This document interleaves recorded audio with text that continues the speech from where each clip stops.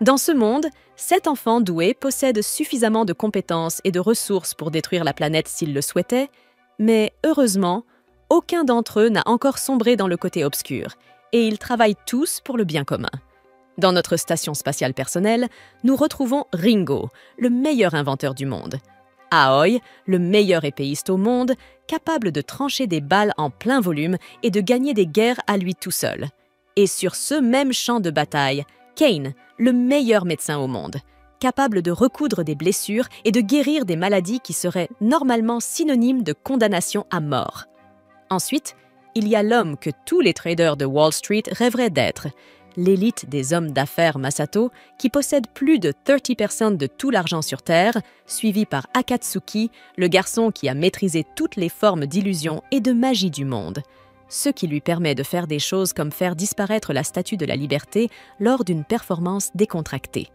Si seulement il pouvait faire de même pour mes problèmes.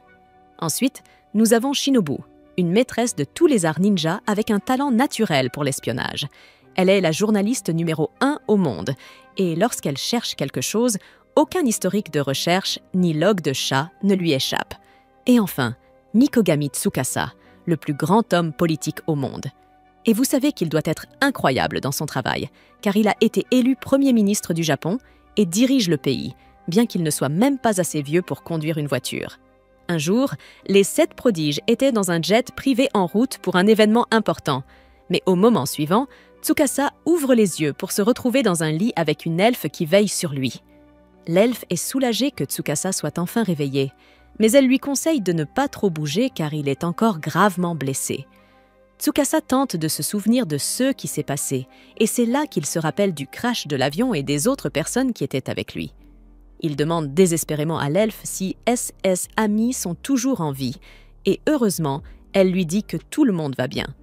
Bien que les autres 6 soient encore inconscients pour l'instant, Tsukasa est content qu'il s'en soit sorti, alors il se détend enfin et se présente à l'elfe. Elle fait de même et lui dit que son nom est Lirul, alors Tsukasa la remercie de les avoir sauvés. Elle lui répond qu'il ne doit pas s'en faire, car elle ne pourrait jamais abandonner ceux qui ont besoin d'aide. D'ailleurs, Tsukasa n'a pas mangé depuis le jour du crash, alors Lirul va lui apporter un ragoût et lui propose de l'aider à manger. Tsukasa accepte son offre. Lorsqu'elle essaie de lui donner à manger, la viande tombe simplement de sa bouche parce qu'il n'a pas la force de mâcher. Lirul sait que l'état de Tsukasa ne fera qu'empirer s'il ne mange pas un repas complet, alors elle met la viande dans sa bouche, la mâche et la lui donne de bouche à bouche. Tsukasa est surpris par ce baiser inattendu, mais c'est la seule manière pour lui de manger en ce moment. Et il reste encore beaucoup de nourriture à mâcher, alors il semble qu'il n'ait pas d'autre choix que de continuer à l'embrasser. Comme c'est bien malheureux. Cependant, avant que Lirul puisse continuer, elles sont interrompues par son amie Winona, qui est venue vérifier comment allaient leurs invités. Après que Tsukasa se soit présenté à Lirul et Winona, il exprime sa gratitude pour leurs soins, leur promettant de les récompenser dignement une fois de retour au Japon. Mais il y a un problème.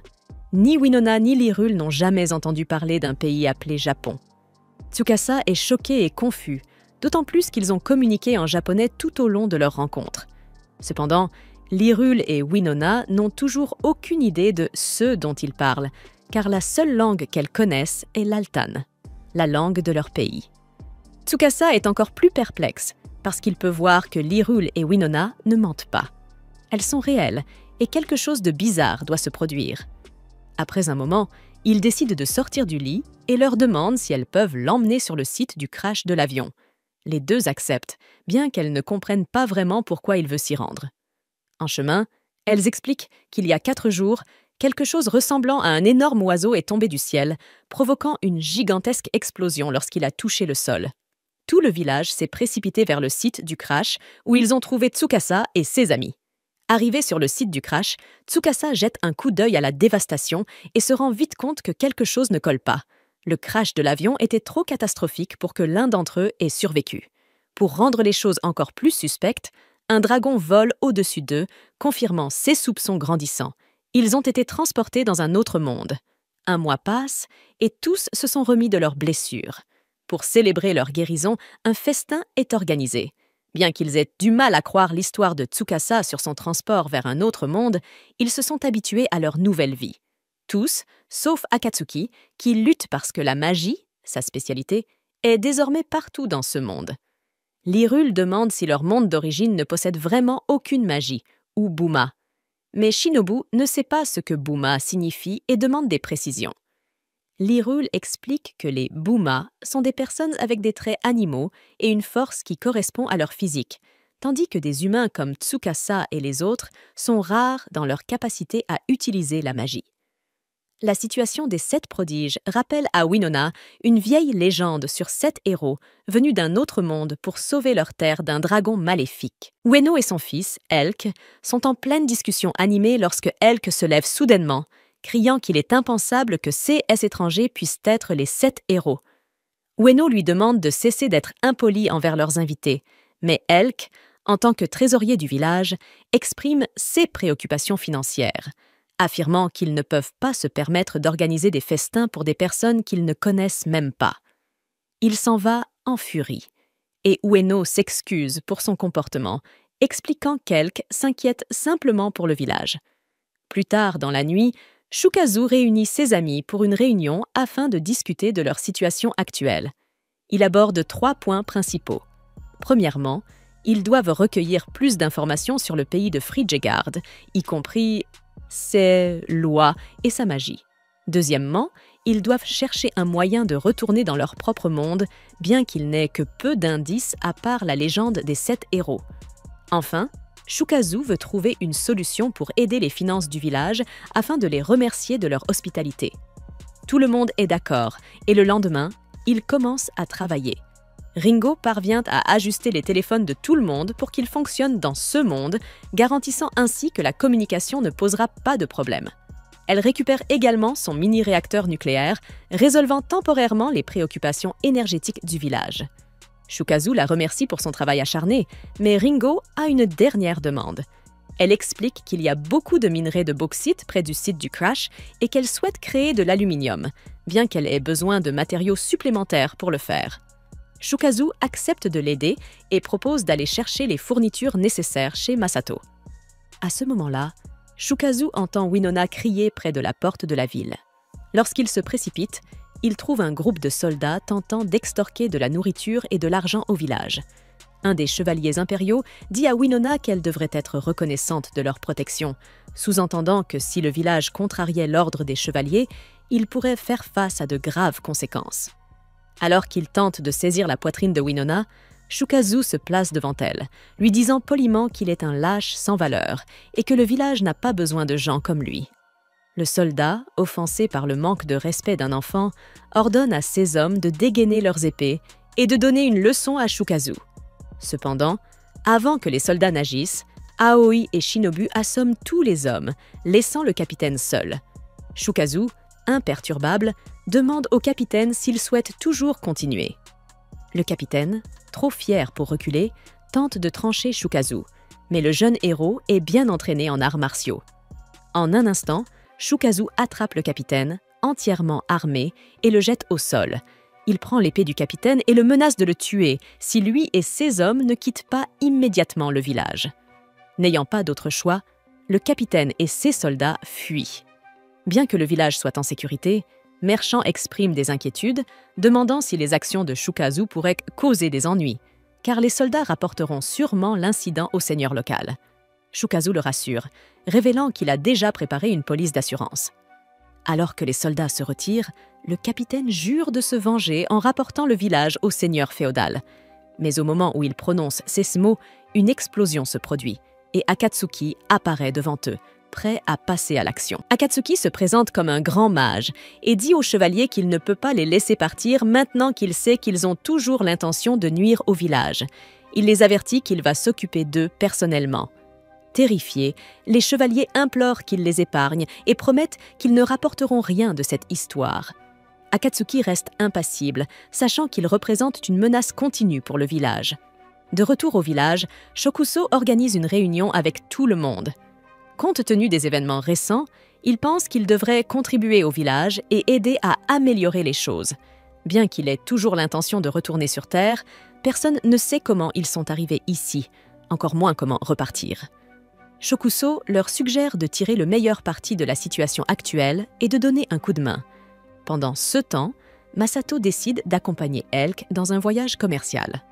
Lorsqu'ils arrivent à la société commerciale, Masato est dégoûté de voir combien peu le propriétaire leur propose pour leurs marchandises. Le propriétaire, Gao, dit à Masato que s'il n'aime pas les prix, il peut partir, bien qu'il note qu'il n'y a pas d'autres entreprises commerciales dans la région. Masato, ne voulant pas se faire arnaquer, se tourne pour partir. Avant qu'ils ne partent, Jokoi, l'intermédiaire local, leur rappelle que seules les entreprises disposant d'un permis du maire sont autorisées à exercer dans la ville et qu'il est presque impossible d'en obtenir un. Elk demande à Masato où il compte aller, puisqu'il n'y a aucun autre endroit pour vendre leurs marchandises. Masato, cependant, a une règle simple quand il s'agit de négocier. Il acceptera un accord seulement s'il l'aide à atteindre ses objectifs. Avec les prix de Gao, il est impossible que le village survive à l'hiver s'il les accepte. Elk reconnaît cela, mais se sent toujours coincé, pensant qu'ils n'ont pas d'autre option. Masato le rassure, lui disant qu'il n'a pas à laisser Jokoi en profiter. Il lui promet que s'il le laisse s'occuper du reste des affaires, ils peuvent garantir de faire une fortune et de faire fermer New Glen Trading Company d'ici la fin de la semaine. Masato ne rigolait pas. Dès ce soir, il réussit à obtenir un permis commercial du maire. Elk, stupéfait, lui demande comment Masato a réussi cela. Masato explique tranquillement que c'était étonnamment facile. Il a fait espionner le maire par Shinobu et elle a rapidement découvert des informations compromettantes à son sujet. Le maire recevait des pots de vin de la part de New Glen Trading Company pour refuser des permis à d'autres.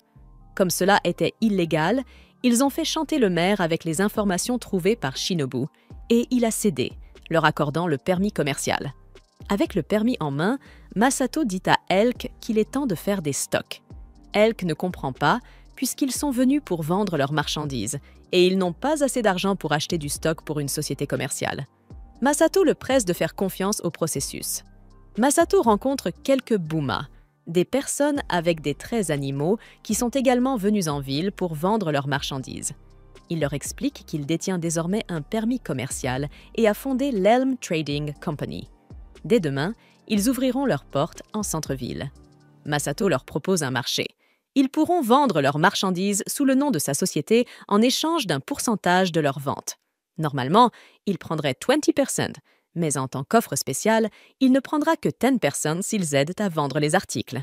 Les Buma sont confus par le pourcentage, alors Masato leur explique comment cela fonctionne, s'assurant qu'ils comprennent bien l'accord. Un tapis sur le marché coûte environ 450 cuivres, mais si vous essayez de le vendre à Neuschlin Trading Company, vous aurez de la chance d'en obtenir 150 en raison de leur prix bas. En revanche, Masato propose un accord où les Buma pourraient vendre le tapis pour 400 cuivres et ils ne prendraient que 10%, ce qui signifie qu'ils gagneraient 360 cuivres. Cela semble être une excellente offre pour les Buma, qui demandent à Masato s'il est d'accord pour qu'ils en parlent à leurs amis. Masato accepte, leur disant qu'ils peuvent en parler à autant de gens qu'ils veulent. Plus tard dans la nuit, Shinobu rend visite à Masato dans sa chambre. Pensant que Neuschlin a dû passer à l'action, Masato lui demande s'il prévoit quelque chose. Shinobu confirme, révélant que Neuschlin a l'intention de déclarer la guerre à l'Elm Trading Company dès le lendemain. Elk est inquiet, mais Masato lui dit de ne pas paniquer. Il explique que Neuschlin va commencer à acheter des stocks à n'importe quel prix et les vendre au centre-ville à des prix aussi bas que possible, en négligeant les bénéfices. Le but est de pousser l'Elm Trading Company hors du marché. Masato pense que leur stratégie est bonne, mais il est déjà préparé. Il ouvre la fenêtre et montre à Elk un groupe de personnes qu'il a rassemblées. Avec leur aide, Masato va détruire Neuschlin une bonne fois pour toutes. Le lendemain, Jokoi ordonne à ses hommes d'acheter autant de marchandises que possible à n'importe quel prix pour éliminer l'Elm Trading Company du marché. Cependant, à sa grande surprise, ses hommes lui rapportent que personne n'est prêt à leur vendre. Jokoi se rend au centre-ville pour voir par lui-même, et il est choqué de constater que ses étals sont vides, tandis que ceux de l'Elm Trading Company sont remplis de marchandises. À ce moment-là, Jokoi est confronté à Masato et au groupe de marchands itinérants que Masato a embauchés. Jakoi les reconnaît comme les mêmes marchands qu'il a renvoyés plus tôt lorsqu'il a conclu un accord avec le marchand de la mer, renvoyant tous les marchands de la route terrestre pour économiser sur les coûts de main-d'œuvre. Il avait également forcé ceux qui voulaient lui vendre de lui apporter leurs marchandises eux-mêmes. Cette vision à court terme a conduit à la chute de l'entreprise, mais elle a offert à Masato une excellente occasion d'embaucher CSS même marchands et de signer avec eux un contrat d'exclusivité de 3 ans. Maintenant, personne ne veut vendre de marchandises à Jakoi, peu importe le prix qu'il offre. Jakoi commence à paniquer et tente de convaincre les marchands que Masato les trompe et qu'il leur offrira plus que ceux que Masato leur donne. Mais les marchands en sont déjà conscients. En fait, Masato leur a personnellement dit qu'ils gagneraient plus d'argent s'ils décidaient de vendre à Jakoi. Cependant, ils connaissent la réputation de Jakoi. C'est un escroc, et même s'il leur offre une bonne affaire maintenant, ils sont sûrs qu'il reviendra à ses prix d'exploitation habituels une fois que la guerre commerciale sera terminée. Ils ne lui font plus confiance et refusent de retravailler avec lui. Masato s'approche de Jokoj et lui dit que la chose la plus importante dans le monde des affaires n'est pas l'argent, mais la confiance. Jokoj a jeté toute la confiance qu'il avait lorsqu'il a arnaqué ses clients fidèles pour un peu d'argent supplémentaire.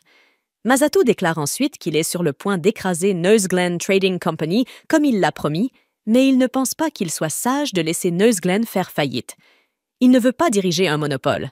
En revanche, Masato est prêt à discuter de certaines conditions pour l'avenir des opérations de Nose-Glenn à Dortmund, mais il a l'intention de profiter de Jokoj autant que possible.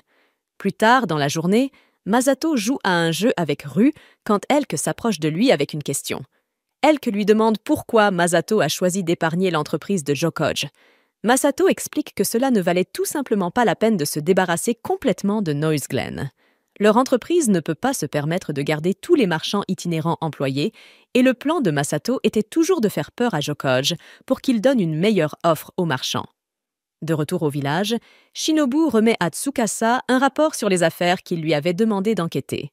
D'abord, elle lui explique que la magie dans ce monde est catégorisée en 4 éléments, le feu, l'eau, le vent et la terre, et qu'elle fonctionne exactement comme on pourrait s'y attendre. Cependant, les personnes capables d'utiliser la magie sont assez rares. Par exemple, dans le territoire de Findolf, la seule personne qui peut utiliser la magie est l'officier mage qui vit dans le château du seigneur. Tsukasa lui demande si elle a appris quelque chose sur la magie qui les a amenés dans ce monde, mais Shinobu n'a pas encore trouvé grand-chose, car les informations sur la magie sont rares. Cependant, elle a découvert autre chose. Il semble qu'ils n'auront pas beaucoup de chance en suivant la légende des 7 héros.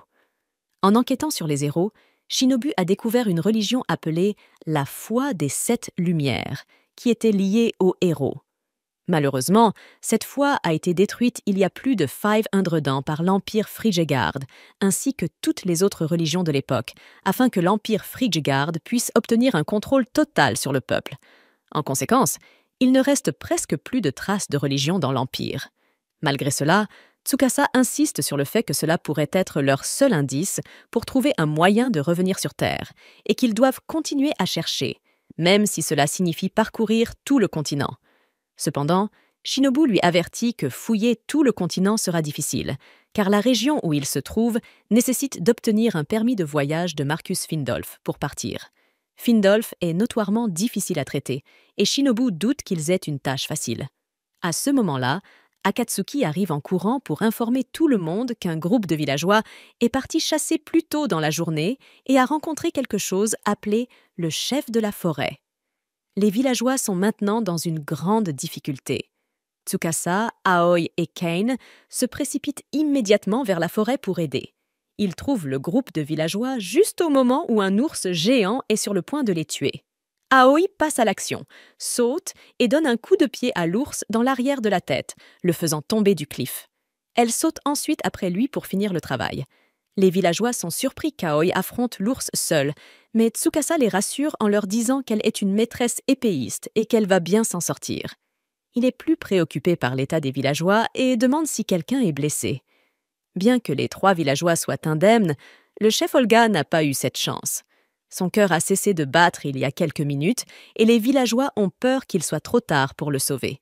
Cependant, Tsukasa leur dit qu'un cœur arrêté est un problème mineur avec Kaine à leur côté. Kain évalue rapidement l'état d'Olga et il est clair que son corps est gravement endommagé. Son corps est pratiquement cuit.